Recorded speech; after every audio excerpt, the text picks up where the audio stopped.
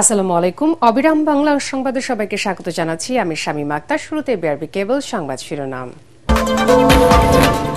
15ই October প্রধান উপদেষ্টার নেতৃত্বে জুলাই জাতীয় সনদে স্বাক্ষর অংশ নেবেন রাজনৈতিক দলের নেতারা। শীঘ্রই সরকারের কাছে চূড়ান্ত সনদ জমা দেওয়া হবে।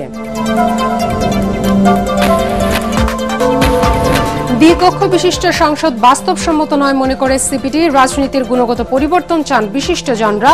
গণতান্ত্রিক উন্নয়নের সহযোগিতার আশ্বাস রাষ্ট্রদূতের।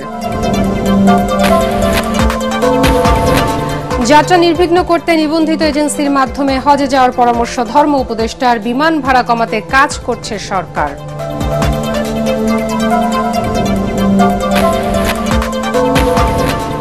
চট্টগ্রাম বিশ্ববিদ্যালয় কেন্দ্রীয় ছাত্র সংসদ নির্বাচনকে ঘিরে ক্যাম্পাসে উৎসবের আমেজ। রাকসুতে ব্যতিক্রমধর্মী প্রচারণায় ভোটারদের মন জয়ের চেষ্টা।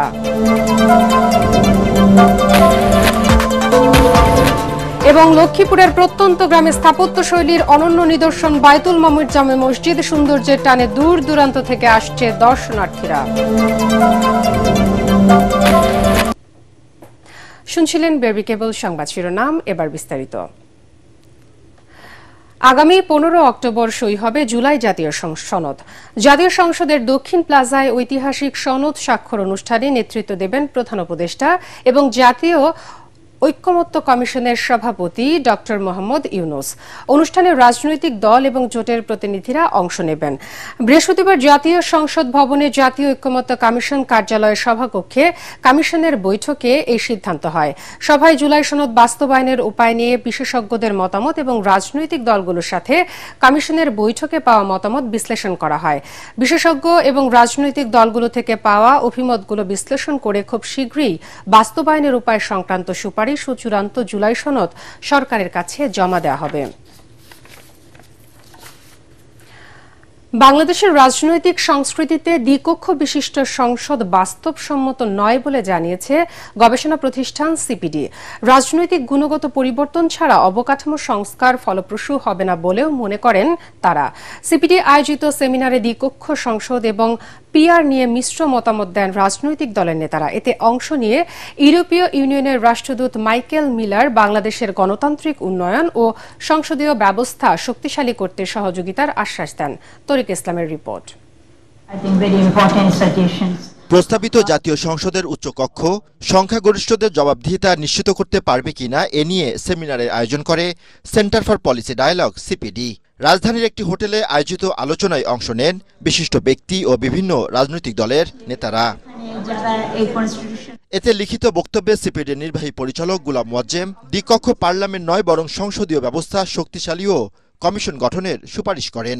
যেহেতু এটি নিয়ে বিভিন্ন রাজনৈতিক দলগুলোর ভিতরে জটিলতা এবং একই সাথে আমরা এই সিস্টেমের সীমাবদ্ধতা, হয়তো ইতিবাচক দিক রয়েছে কিন্তু সীমাবদ্ধতার জায়গাগুলোও আমরা বুঝতে পারছি। সুতরাং আমাদের প্রস্তুতির জায়গা বিবেচনা করলে আমরা মনে করি যে এই পর্যায়ে আসলে আপার হাউস করবার মতো একটি কাঠামো আমাদের সংসদের আছে বলে আমাদের কাছে মনে হয়নি। সংসদের উচ্চকক্ষ গঠন নিয়ে পক্ষে বিপক্ষে মত দেন রাজনৈতিক দলের নেতারা। এই যে বাংলাদেশে স্বৈরশাসন চলে আসা, ক্ষমতা দীর্ঘায়িত করতে চাওয়া, এই সবকিছু এটাকে ভ্যালিডেটেড করা হতো সাংবিধানিক একটা সংশোধনী প্রক্রিয়ার মধ্য দিয়ে। উই এগ্রি যে আমাদের উচ্চ কক্ষটা যদি থাকে পার্লামেন্টে, এটা যদি ইন্ট্রোডিউস হয় তাহলে এটা পার্লামেন্টকে অ্যাকাউন্টেবল করবে। কি পদ্ধতিতে হবে সেটা আলোচনা হতে পারে। আমরা যে নিম্নকক্ষ যেটা এখন আছে আরো কিভাবে শক্তিশালী করতে পারি। এই সময় ইউরোপীয় ইউনিয়নের রাষ্ট্রদূত মাইকেল মিলার বাংলাদেশের সংসদীয় গণতান্ত্রিক ব্যবস্থা শক্তিশালী করতে সহযোগিতার কথা জানান। European Union stands ready to continue partnering with Bangladesh, with civil society, with government and with parliament and the political parties to help you taking forward your important work. সংলাপের নির্বাচন ব্যবস্থার সংস্কার কমিশনের সভাপতি বদিউল আলম মজুমদার জানান, পার্লামেন্টের ক্ষমতার ভারসাম্য রক্ষা করতেই উচ্চকক্ষ গঠনের প্রস্তাব এসেছে। ক্ষমতার সাথে জাদুর কাঠি যুক্ত আছে।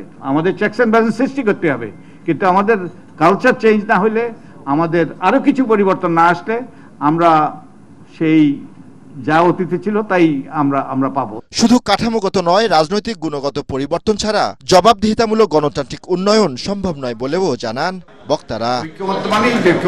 তরিক ইসলাম, এটিএন বাংলা, ঢাকা।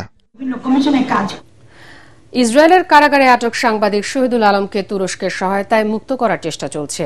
প্রধান উপদেষ্টার প্রেস উইং জানায়, আজই তাকে বিশেষ বিমানযোগে তুরস্কের রাজধানী আঙ্কারায় নিয়ে আসার সম্ভাবনা রয়েছে। এ ব্যাপারে আঙ্কারায় নিযুক্ত বাংলাদেশের রাষ্ট্রদূত আমানুল হক স্থানীয় কর্তৃপক্ষের সাথে সার্বক্ষণিক যোগাযোগ রাখছে।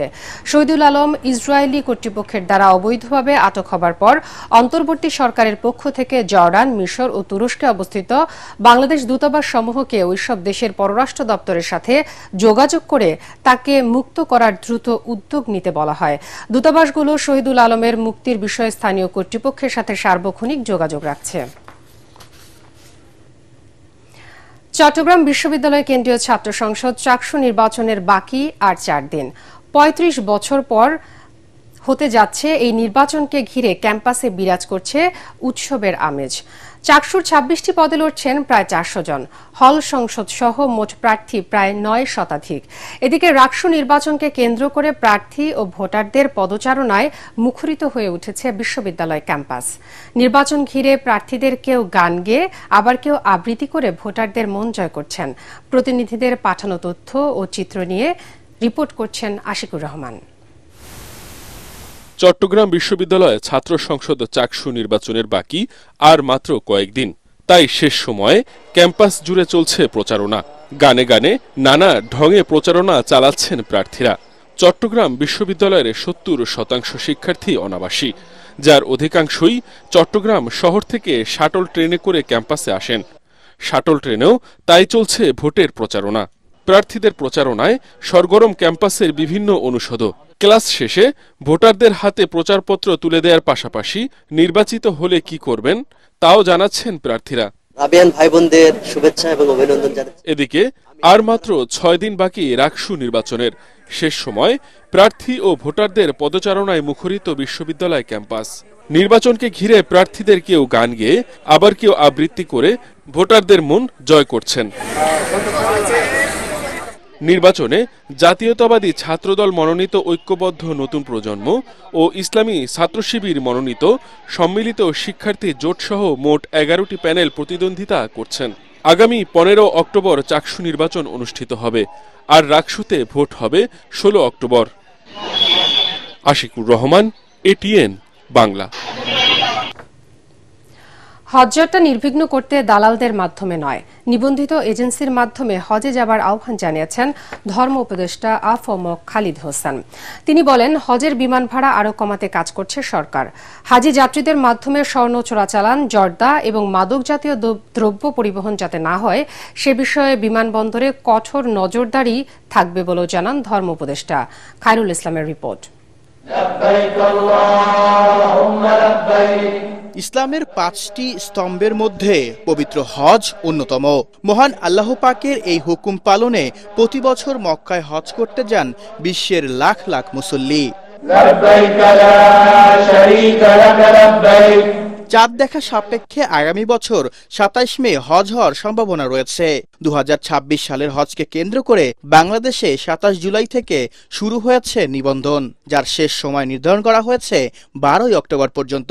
তবে 1,27,098 জনের মধ্যে এখন পর্যন্ত সরকারি বেসরকারি মিলিয়ে নিবন্ধন করেছেন মাত্র 20,000।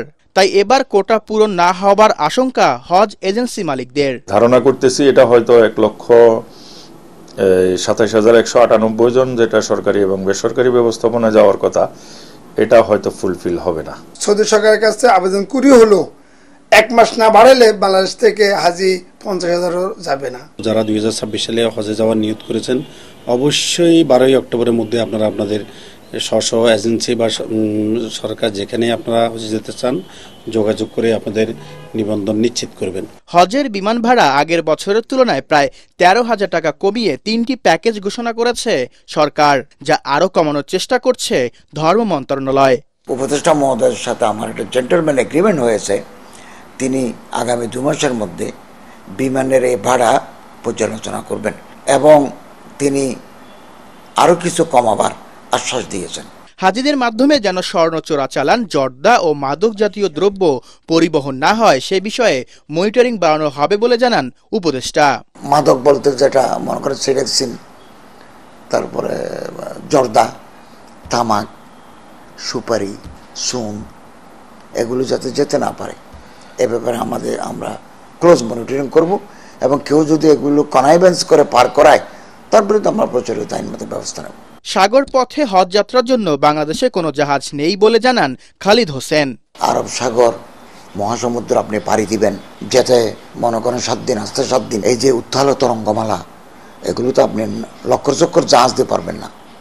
এগুলো আধুনিক সিস্টেম আছে, এখন আধুনিক মেরিটাইম, এই জাহাজ বাংলাদেশ নেই। হজের নিবন্ধনের সময় বাড়াতে সৌদি সরকারের কাছে অনুরোধ করা হবে বলেও জানান ধর্ম উপদেষ্টা।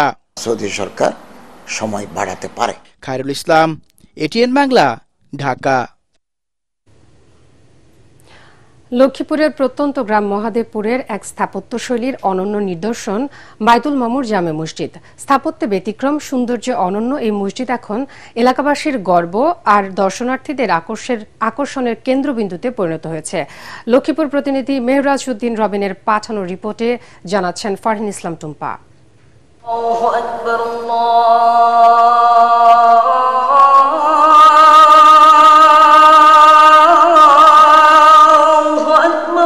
সবুজে ঘেরা প্রাকৃতিক পরিবেশের মাঝে নির্মিত মসজিদটি সৃষ্টি করেছে স্থাপত্যের এক অনন্য উদাহরণ। কংক্রিটের ঢালাইয়ের টানেল আকৃতির ডিজাইনে নির্মিত, অথচ ব্যবহার করা হয়নি কোনো বিম বা কলাম। ফলে অবকাঠামোগতভাবেও মসজিদ নির্মাণের রয়েছে আলাদা বৈশিষ্ট্য, যাকে ঘিরে মানুষের আগ্রহ সৃষ্টি হয়েছে। মসজিদের সামনে ও পেছনে সম্পূর্ণ কাজ। সূর্যের আলো ও মসজিদের ছায়া মিলেমিশে তৈরি করে এক মোহময় সৌন্দর্য।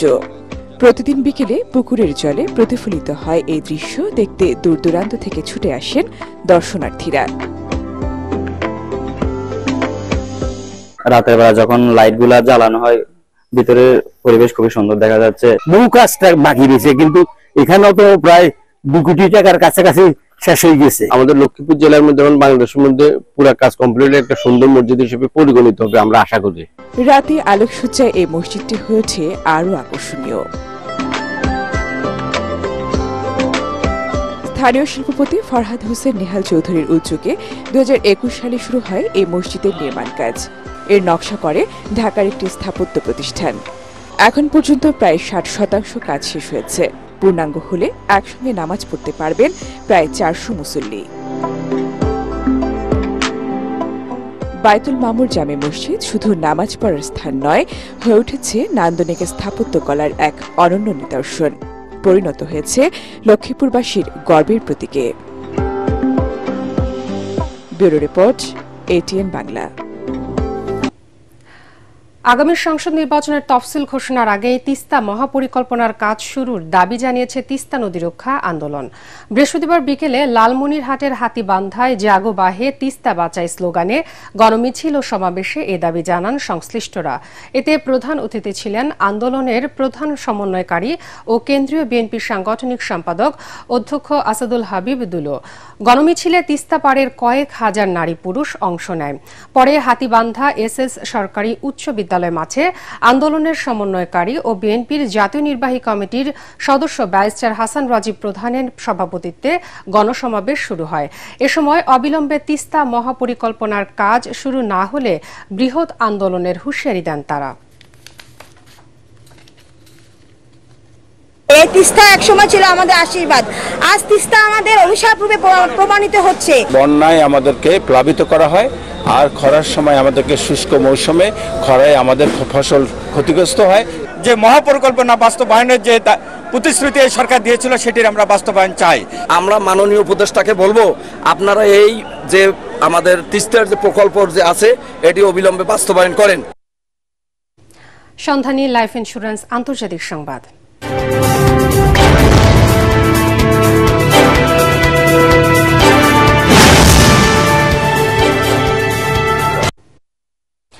ফিলিস্তিনের হামাসের সাথে যুদ্ধবিরতি চুক্তি অনুমোদন করেছে ইসরায়েলি সরকার। এর আগে মার্কিন প্রেসিডেন্ট ডোনাল্ড ট্রাম্পের উদ্যোগে গাজা যুদ্ধবিরতি চুক্তিতে সম্মত হয় ইসরায়েল হামাস।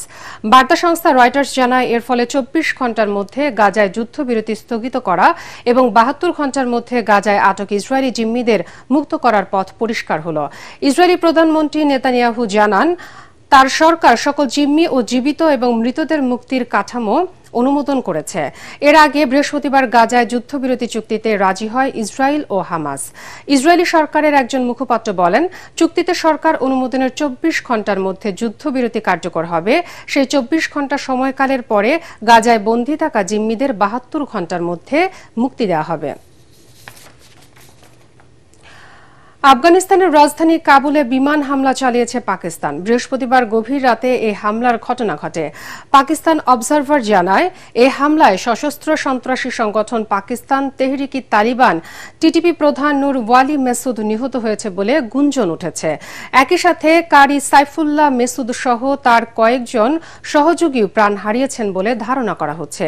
খবরে আরও বলা হয়, কাবুলে নূর ওয়ালি মেসুদের গাড়ি লক্ষ্য করে হামলা হয়। এতে গাড়িটির ব্যাপক ক্ষতি হয়। এই হামলার পর টিটিপি প্রতিশোধমূলক হামলা চালাতে পারে বলে আশঙ্কা করা হচ্ছে।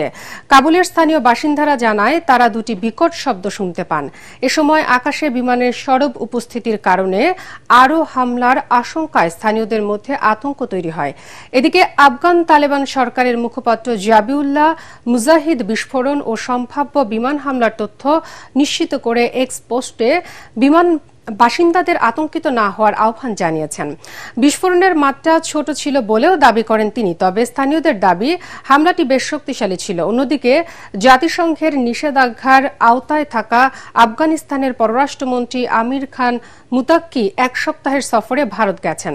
2021 সালের পর এটি ভারতে কোনো শীর্ষ তালেবান নেতার প্রথম সফর। এবার খেলার খবর।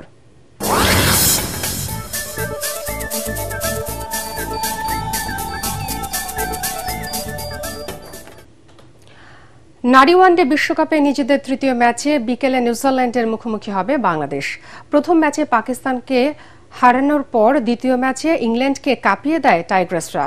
তবে আম্পায়ারের কিছু বিতর্কিত সিদ্ধান্তের শেষ পর্যন্ত সুযোগ পেয়েও ইংলিশদের হারাতে পারেনি নিগার সুলতানা জ্যোতির দল। প্রেস বোলিংয়ে মারুফ আক্তার রীতিমতো তাক লাগিয়ে দিয়েছেন ক্রিকেট বিশ্বকে। স্পিনে প্রতিপক্ষ জন্য ভয়ের কারণ। সব মিলিয়ে স্বস্তিতে থাকছে না নিউজিল্যান্ড, যারা নিজেদের প্রথম 2 ম্যাচেই হেরেছে। গুয়াহাটিতে বিকেল 3:30টায় মুখোমুখি হবে দুদল। শেষ করার আগে বিআরবি কেবল সংবাদ শিরোনাম আরও একবার। 15ই অক্টোবর প্রধান উপদেষ্টার নেতৃত্বে জুলাই জাতীয় সনদে স্বাক্ষর। অংশ নেবেন রাজনৈতিক দলের নেতারা। শীঘ্রই সরকারের কাছে চূড়ান্ত সনদ জমা দেওয়া হবে। দ্বিকক্ষ বিশিষ্ট সংসদ বাস্তবসম্মত নয় মনে করে সিপিডি। রাজনীতির গুণগত পরিবর্তন চান বিশিষ্টজনরা। গণতান্ত্রিক উন্নয়নে সহযোগিতার আশ্বাস ইউএই রাষ্ট্রদূতের। যাত্রা নির্বিঘ্ন করতে নিবন্ধিত এজেন্সির মাধ্যমে হজে যাবার পরামর্শ ধর্ম উপদেষ্টার। বিমান ভাড়া কমাতে কাজ করছে সরকার।